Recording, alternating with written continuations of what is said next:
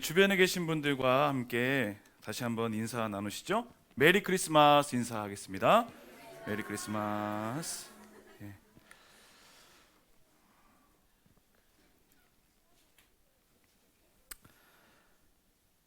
자, 이제 우리가 방금도 인사를 나눴지만 성탄절이 되면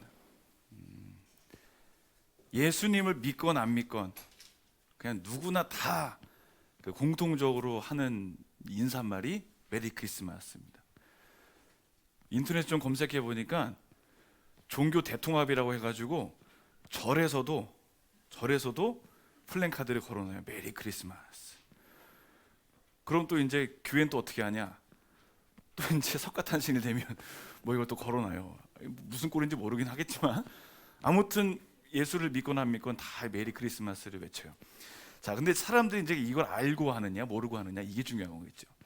이 메리 크리스마스라는 이제 말을 보면 두 단어의 합성어입니다. 하나는 크라이스트. 크라이스트 누구죠? 예수님이잖아요. 예수님. 그리고 메스입니다. 이거는 예배, 미사 이것이에요. 그러니까 메리 크리스마스 때 크라이스트 메스, 크리스마스는 누구한테 예배하는 날이냐? 예수님께 예배하는 날. 많은 사람들이 그걸 모르고 그냥 쓰는 거예요. 그 이제 교회 다니는 사람들 입장에서는 너무 좋은 거죠. 감사한 거죠. 예수를 믿든 안 믿든 그냥 메리 크리스마스 예수님을 계속 예배합니다. 예수님을 찬양합니다. 이제 이런 문화가 만들어진 거죠. 자, 결국에는 이 성탄절의 주인공은 누구일까요? 예수님이라는 것을 이야기하는 게 메리 크리스마스입니다. 자, 그런데 안타까운 게 뭐냐면 많은 사람들이 메리 크리스마스를 외치기는 하지만 정작 이 성탄절이 예수님이 주인공이 되지 않고 좀 다른 사람이 주인공이 되어지잖아요. 오히려 더 많이 회자되는 게 바로 산타클로스입니다. 다들 아시겠지만 이 산타의 이야기가 중세 시대부터 이제 나오기 시작한 거예요.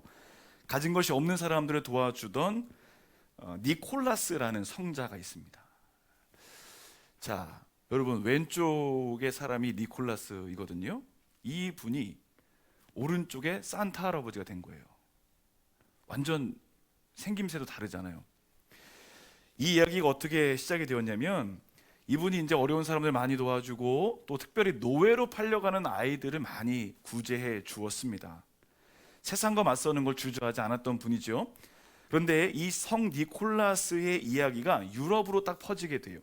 특별히 네덜란드에 가니까 이 성 니콜라스, 그러니까 이 성이라는 거를 세인트라고 하죠. 이분을 뭐라고 불렀냐면 세인트 산테클라스라고 부릅니다. 산테클라스. 그러니까 네덜란드의 사람들의 발음으로는 산테클라스예요. 근데 이 네덜란드 사람들이 신대륙으로 넘어가면서 이 정착을 하고 그 미국에서 이 성 니콜라스의 이야기가 전해지면서 산테클라스 이 발음이 미국식 발음으로 돼서 산타클로스가 된 거고, 이 산타클로스가 또 뭐와 만났을 거예요? 그 미국의 상업주의와 만나면서 빨간색도 그냥 입힌 게 아니에요. 코카콜라랑 연상되잖아요. 이게 다 이제 세상의 이 세속적인 문화와 상업주의와 만나면서 산타클로스가 만들어진 거죠. 그러니까 아예 무형의 인물을 만든 게 아니라 흘러내려오던 좋은 이야기가 너무 세상적인 것과 만나면서 이런 문화가 바뀌어지게 됐다는 겁니다. 자, 어쨌거나 우리가 매년마다 성탄절을 지키면서 우리 기억해야 될 것이 무엇인가? 진짜 예수님이 오시는 것을 우리가 기억하는 게 중요하죠. 자, 오늘은 예수님의 오심을 축하하는 성탄주일입니다. 그리고 2022년이 마무리되어지는 마지막 주일을 보내고 있어요. 여러분, 우리에게 평화 주시는 주님, 또 위로 주시는 주님, 또 힘이 되어 주시는 주님, 희망이 되어주신 주님, 그 주님의 은혜와 또 평강이 오늘 함께 예배하시는 여러분의 삶에, 그리고 또 방송으로도 함께 하시는 우리 여러분의 삶의 자리에 충만하시기를 우리 주님의 이름으로 축원합니다. 자, 오늘 예수님의 탄생 소식을 들은 사람들 이야기를 좀 나누려고 합니다. 이 목자들이 오늘 등장했잖아요. 이 목자들의 삶을 보니까 우리의 모습과 너무 흡사한 삶을 살고 있는 사람들이 목자예요. 자, 8절 말씀 보시죠. 8절 보시면 그 지역의 목자들이 밤에 밖에서 자기 양떼를 지켰다, 이런 표현을 하고 있습니다. 여러분, 여기서 우리가 먼저 생각해 볼 표현이 뭐냐면 밤입니다. 밤. 자, 오늘 본문에 나오는 밤이라는 것이 전하는 메시지가 있어요. 상징적인 의미가 있는데 그 당시의 사회적인 실상이 어떤가를 보여주는 표현이 밤이에요. 자, 왜냐? 그 당시에 그 이스라엘 다스리던 사람이 누구였습니까? 헤롯 왕이죠. 이 헤롯 왕이 사실 정치의 말년이었어요. 그러니까 이제 소위 레임덕이라는 게 있죠. 주변에 좋은 사람들이 있었는가? 그렇지 않았습니다. 모든 신하들이 왕의 눈을 가리고 귀를 가려서 바른 판단을 하지 못하게 하던 시대가 헤롯 왕 때예요. 그때 예수님이 태어났다는 소식을 듣고 뭐라고 했습니까? 어린아이들을 다 죽여라. 여러분, 인권, 뭐 사람됨, 이게 전혀 없어요. 오히려 왕이라는 사람이 자신의 권력을 꽉 끌어안으려고 혈안이 되었던 그 시대, 낮일까요, 밤일까요? 밤이죠. 모든 사람 백성들이 볼 때에는 칠흑 같은 어두움과 같은 시대가 바로 밤이에요. 어디에도 희망을 걸 수가 없는 거예요. 절망의 시대, 밤입니다. 종교적으로도 타락했어요. 자, 그렇게 어디에서도 희망을 찾을 수 없는 그 밤과 같은 당시나, 여러분 지금 우리가 살아가는 시대가 낮입니까, 밤입니까? 뭐 물론 나처럼 사시는 분도 계시겠지만 전 세계가 세상 돌아가는 모습을 보세요. 어때요? 너무 힘들잖아요. 다 힘들잖아요. 금융적으로도 힘들고 뭐 직장도 그렇고 여러 가지로 너무 힘든 시대를 보내고 있는 밤입니다. 지금 이 시대랑 다르지 않아요. 그렇게 어디에도 희망을 걸 수 없는 그 시대나 지금 시대나 우리에게 동일합니다. 여러분, 우리가 살고 있는 이 시대도 마찬가지라는 거죠. 이런 절망의 현실이에요. 이 밤이에요. 이 밤에 자, 누가 등장합니까? 목자들이 등장하죠. 여러분, 제가 이제 설교 시간에 이렇게 여쭤보는 건 로이도 아는 거예요. 그러니까 그냥 대답하시면 돼요. 절대 오답 아닙니다. 예, 아니 발표는 애들이 했는데 왜 경직은 여러분이 되신 거예요? 뭐 어제 안 좋은 일 있으셨어요? 괜찮으시죠? 예, 오늘 즐거운 날이거든요. 네, 지금 막 눈에서 레이저 나오는 분들 계세요. 자, 편안하게 옆 사람과 한번 인사하겠습니다. 편안하게 예배합시다. 자, 편안하게 예배합시다. 시작. 편안하게 예배합시다. 예. 제가 오죽하면 이런 말을 하겠어요? 빚 받으러 온 사람 같아 다. 드릴 것도 없는데 은혜밖에 없습니다. 은혜밖에. 자, 편안하게. 아니 뭔가 좀 어색해서 그러시죠 지금 이게. 지금 셔츠 색깔 왜 이거 이번에 말씀드릴게요. 지금 자꾸 저 목사가 왜 빨간 거에 막 이걸 입고 있나 이렇게 생각하시는 분들 계실까봐 조금 이따가 말씀드릴게요. 자, 집중하세요.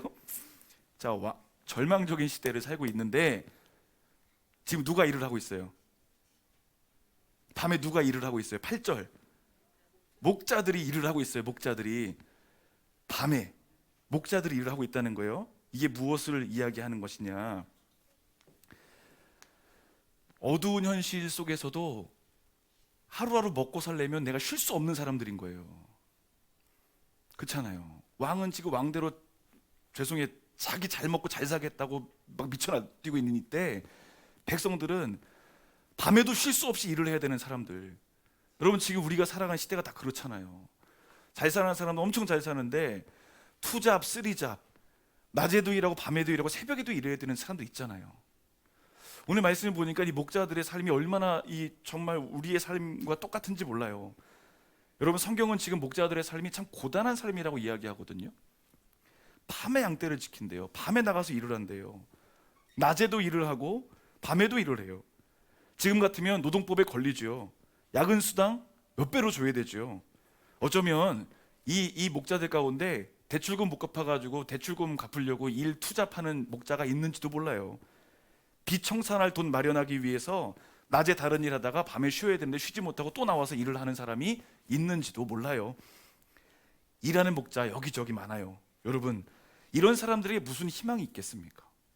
원망밖에 없겠죠. 밤을 새워 일을 하지만 무슨 기쁨이 있을까요? 보람이 있을까요? 무엇이 이들에게 위로가 되겠습니까? 여러분, 우리의 삶도 마찬가지 아닌가요? 내가 내 삶의 모습들을 좀 해결해 보려고 일을 2개 하고 3개를 해도 기쁨보다는 절망이에요. 근심이 더 커져요. 갚아야 될 돈은 더 많아지고 있어요. 뭐 삶에서 걱정 문제가 떠나가지 않고 우리에게 계속 밀려오고 있어요. 밤잠 못 자요. 이런 현실을 살아가고 있는 우리나 오늘 목자들이나 크게 다르지 않다. 자, 그런데 그런 상황에서 놀라운 일들이 일어나죠. 9절입니다. 자, 주의 사자가 곁에 서고 주의 영광이 그들을 두루 비추었다. 하나님의 천사가 그렇게 절망 가운데 있던, 내일을 걱정해야 되고 왜 이렇게 시간은 빨리 흘러가는지, 어려움의 상황들은 물밀듯이 나에게 다가오고 있는 그런 현실을 살아가 하루하루 근근히 살아가는 그런 사람들에게, 절망적인 그 사람들에게 주님의 천사가 나타나는 거예요. 얼마나 기쁘겠습니까? 얼마나 좋겠습니까? 하나님 만난 거예요. 여러분 한번 생각해 보세요. 어떠세요? 하나님 만나고 싶으시죠? 아유, 애들 믿음이 크다. 얘들아, 니네가 잘하고 있다. 여러분 하나님 만나고 싶으시죠? 아멘. 그래도 끝까지 아멘 안 하신 분들 계시네. 꿈에라도 예수님 만나고 싶지 않으세요? 꿈에라도. 그래, 너 오늘 만날 거야. 여러분, 이렇게 좋은 하나님의 임재를 경험을 했어요. 절망 가운데 있던 사람들이 예수님 만났어요. 그런데 목자들이 뭐래요? 두려워했대요. 이상하죠? 예수님 그렇게 만나고 싶어요 해서 예수님을 만났어요. 하나님 임재를 경험했어요. 근데 그 사람들이 무서워했대요. 왜 그러냐면 그 당시에 유대인들의 이 사상에는 하나님의 임재, 천사를 만나는 것은 종교적으로 특별한 사람들에게만 주어진 특권이다, 이렇게 여겼어요. 그러니까 그 목자들은 최하층민이거든요. 그러니까 우리 같은 사람이 어떻게 하나님을 만날 수 있어? 이런 생각이 있었는데, 그런데 그 주님이 그들에게 오셨다. 이게 큰 은혜라는 것이죠. 여러분, 인생에서 오늘 본문이 전하는 게 있어요. 인생에서 가장 큰 기쁨이 무엇인가? 뭘까요? 하나님께서 나의 삶에 찾아와 주신 것, 하나님이 나를 만나 주신 것, 이것이 우리 인생의 가장 큰 기쁨이 되는 줄로 믿습니다. 산타의 방문 소식보다 더 좋은 것, 주님이 우리 가정에, 우리 삶에, 나의 마음에 오신다는 것, 이게 큰 기쁨이죠. 오늘 목자들에게, 절망적인 목자들에게 예수님의 방문은, 예수님의 나심의 소식은 그야말로 진짜 기쁨이고 희망이었다는 겁니다. 예수님의 탄생 소식이 사회적으로 가장 하층민이었던 그 목자들에게 임했다는 것은 하나님의 영광을 바라고 버리고, 하나님의 영광을 버리고 인간의 모습으로 낮아지신 예수님의 겸손함을 보여주시는 거예요. 예수님이 진짜 가장 낮은 곳으로 오셨음을 강조합니다. 여러분, 그 겸손의 자리에 진짜 기쁨이 있는 것이고 우리의 소망이 있다는 것입니다.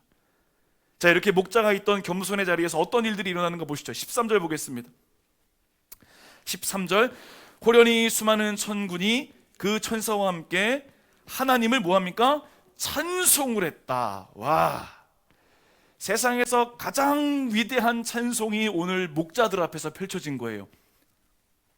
천군 천사가 찬송을 했습니다. 지금까지 들어본 적 없는 하늘의 소리가 들려요. 당시에 제사장들에게도 들을 수 없었던 메시지, 누구에게도 경험할 수 없던, 한 번도 경험해보지 못했던 그 위로와 놀라운 찬양의 소리가 지금 목자들의 귀에 막 크게 울려 퍼지고 있어요. 예술의 전당 VVIP, 이거 비교가 안 됩니다. 케네기홀 비교가 안 됩니다. 여기서도 들을 수 없는 가장 화려하고 아름다운 찬양이 그들에게 들려요. 여러분, 연말이 되면 가장 많이 그 연주가 되는 그 작품 가운데 하나가 메시아입니다. 핸델의 메시아. 저도 이제 어제 말씀 들으면서 준비하면서 1부부터 3부까지 이제 쫙 들으면서 말씀을 준비했는데, 여러분, 메시아에서 가장 기억에 남는 곡이 뭔가 있으세요? 할렐루야, 이거예요. 그러면 여러분, 할렐루야를 이제 들을 때 이 사람들의 상식과 같은 이야기가 하나 있죠. 뭔지 아시나요? 전주가 나오면 빰빰빰빰, 그러면 사람들 어떻게 해요? 다 자리에서 일어서요. 이제 요게 이제 안 일어나면 약간 무식한 사람들이에요. 그러니까 나중에 여러분 이제 다른 데 가서 음악회 들으실 때 할렐루야가 나오면 마치 당연히 일어나야 되는 것처럼 그냥 아무렇지도 않게 일어나시면 돼요. 그럼 저 사람 교양 있네? 이런 이야기 들으실 수 있어요. 자, 그러면 왜 일어났을까요? 왜 일어났을까요? 이거 맞추시는 분에게 제가 오늘 커피 사드릴게요. 밥 사드려야 되나? 하나님께 영광? 그러면은 맨 처음부터 일어나야 되는 거 아니에요? 1번 곡부터 쫙 일어나야 되는 거 아닌가? 이런 생각 안 해보셨어요? 여러 가지 설이 있는데, 이 핸델의 메시아를 들을 때 할렐루야를 듣던 국왕이 그 연주가 너무 감동이 되어서 자리에서 일어난 거예요. 자, 왕이 일어나면 옆에 있는 사람은 어떻게 해야 돼요? 다 일어나야죠. 그냥 가장 그 중요한 위치에 있던 사람이 존엄에 대한 표현을 했을 때 모두가 함께 일어났던 것. 그래서부터 이제 그렇게 할렐루야를 들을 때에는 일어났다라고 하는 설이 있고, 또 하나의 설은 이제 요거는 좀 신빙성이 없는데, 왕이 연주에 좀 늦게 왔는데 입장을 할 때 할렐루야가 나올 때 입장을 해서 왕이 올 때 다 일어난 거예요. 이제 그래서 일어났다는 설도 있고, 그렇지만 뭐 앞에 게 맞지 않을까 싶습니다. 아무튼 그렇게 사람들이 일어나서 그 아주 화려함과 또 황홀함을 표현을 하는 거예요. 자, 이렇게 천사들이 그런 기쁜 소식을 들어요. 얼마나 감사해요. 이 세상의 소리와 비교도 안 될 만한 소리를 듣게 됩니다. 자, 천사들의 기쁜 소식이, 기쁨의 소식이 어디에 나오는가? 이 11절 말씀 보겠습니다. 11절 같이 읽을까요? 오늘 다윗의 동네에 너희를 위하여 구주가 나셨으니 곧 그리스도 주시니라. 아멘. 자, 여기 보세요. 여기서 중요한 표현이 있어요. 너희예요. 너희. 이 너희는 목자들에게만 이야기하는 게 아니에요. 모든 인류를 위해서. 너희를 중심으로 한, 그렇게 목자들은 상징적인 의미예요. 그렇게 목자들처럼 하루하루 근근히 살아가야 되는 사람들, 낙심과 절망에 빠져가는 사람들, 그런 너희들을 위해서 주님이 기쁨의 소식을 주시는 거예요. 로마의 압제 속에서 날마다 억울하게 살아가던 그 사람들, 진짜 평화를 갈망하던 그 사람들, 주님이 너희를 위로하실 거야.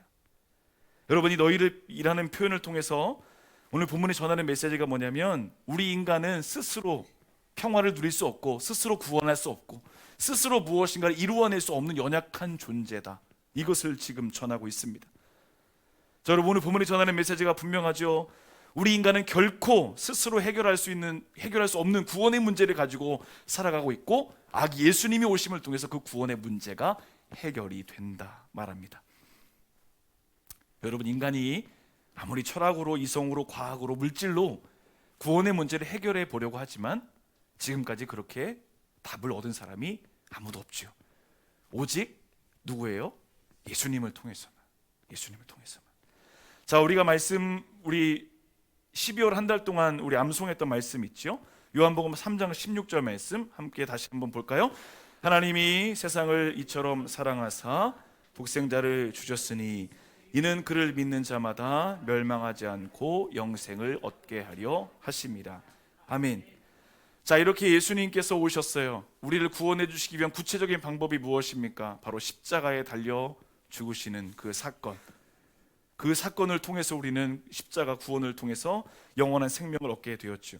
자, 여러분, 이 구원에 있어서 정말 중요한 포인트가 뭐냐면 우리의 조건과 상관없이 구원을 주셨다는 거예요. 이게 진짜 중요한 포인트입니다. 자, 로마서 5장 8절 말씀 같이 한번 읽어볼까요? 우리가 아직 죄인 되었을 때에 그리스도께서 우리를 위하여 죽으심으로 하나님께서 우리에 대한 자기의 사랑을 확증하셨느니라. 아멘, 아멘. 보세요. 뭐라고 합니까? 우리가 아직 죄인일 때.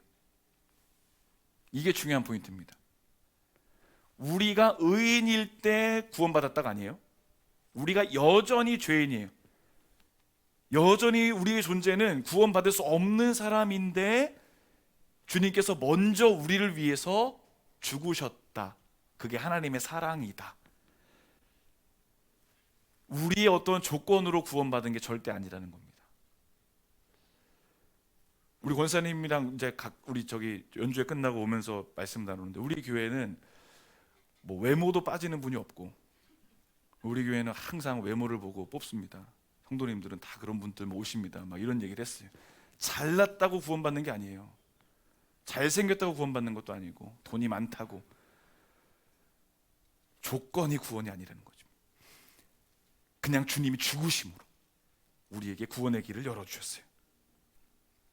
여러분, 우리가 희생하고 헌신해야 될 자리가 어딘가? 예수님은 그렇게 우리를 위해서 희생하고 헌신하셨어요.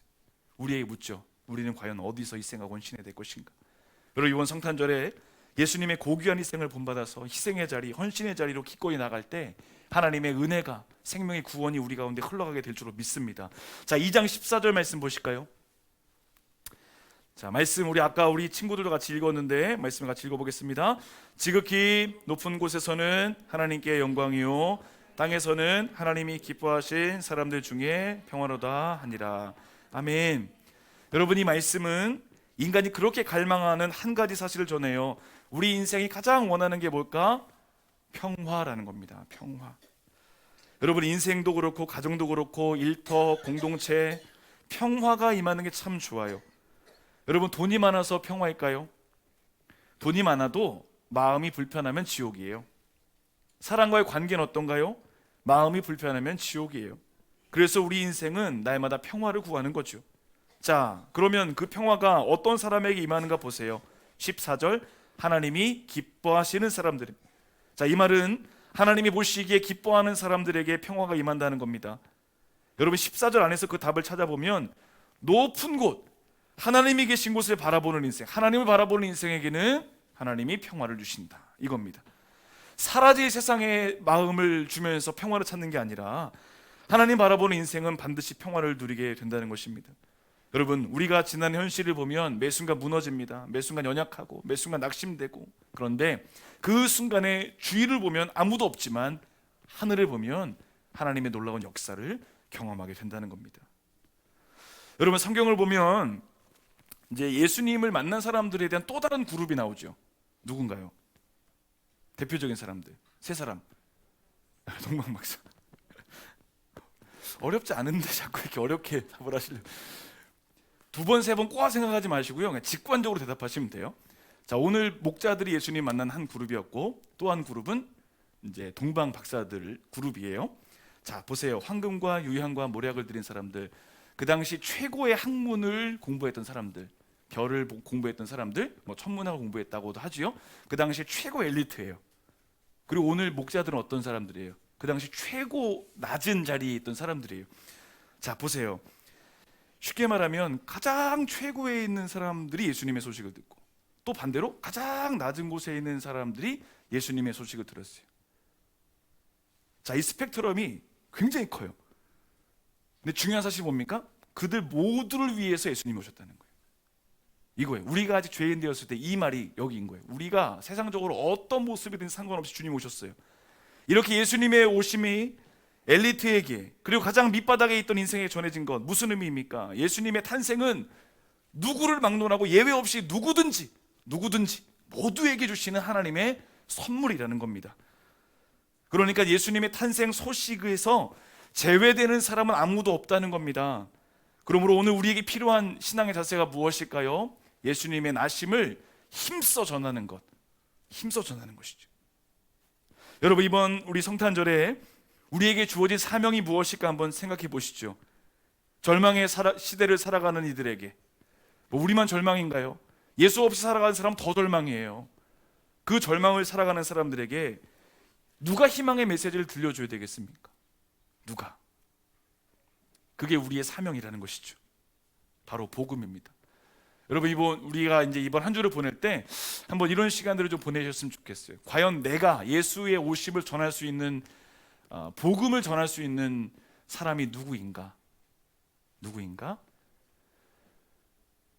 꼭 정해보셨으면 좋겠어요. 딱 단 한 사람이라도 예수의 오심을 나누고 전하는 것. 이번 한 주간 여러분 일터에서도 그렇고요, 누군가를 만날 때에 예수님의 오심은 우리만을 위한 것이 아니라 모두를 위한 것이다. 그 모두를 위한 것임을 다시 한번 우리 기억하시면서 복음의 증인으로 살아가시면서 하나님의 나라를 확장하는 귀한 도구로 쓰임받는 복된 삶이 되시기를 우리 주님의 이름으로 간절히 축원합니다.